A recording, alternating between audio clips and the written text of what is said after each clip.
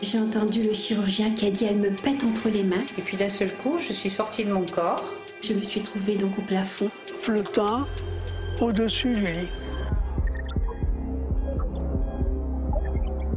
Des personnes qui ont été plongées dans le coma mais ont vu ce qui se passait autour d'eux. Leurs récits présentent souvent des points communs. C'est un peu comme un aller-retour entre la vie et la mort. Longtemps considéré comme fantaisiste, le phénomène devient un sujet d'étude à part entière. Et les médecins sont très intéressés par le phénomène. On estime que 15 à 20% environ des personnes qui frôlent la mort vivent une expérience de mort imminente. Selon ces chiffres, nous pouvons faire des extrapolations suivantes quant au nombre d'expérienceurs, soit environ 20 millions en Europe et 12 millions aux États-Unis. Selon le docteur Pim von Lommel, le cerveau fonctionnerait comme un émetteur-récepteur.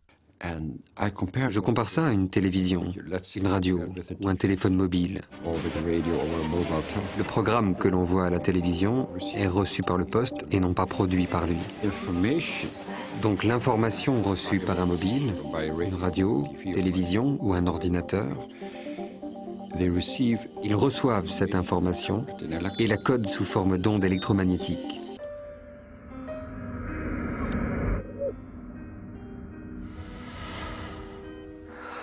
Pourquoi sont-ils revenus? Je pense que je suis revenue pour apprendre à aimer. Alors que je suis quand même une femme aimante. J'ai une famille, j'ai des enfants, j'ai mon mari, j'aime même un public qui m'aime aussi. Il faut dire aux gens en fait qu'ils sont importants pour vous, qui comptent dans votre vie, que oui vous les aimez, même si les gens sont pudiques par rapport à leurs sentiments et qu'ils n'osent pas toujours les exprimer.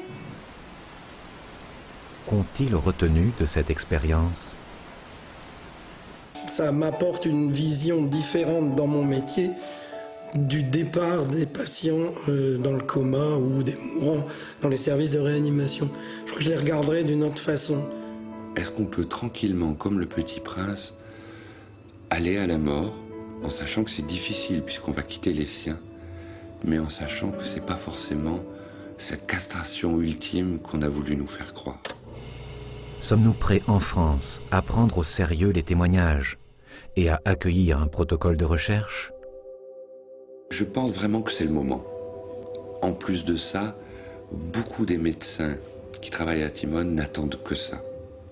Donc vraiment, on est prêts. Et s'il faut travailler plus, on travaillera plus. Ça, c'est vraiment pas le souci.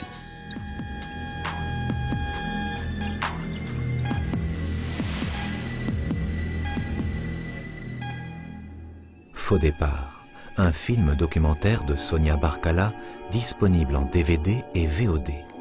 La liste des projections est consultable sur le site s17production.com.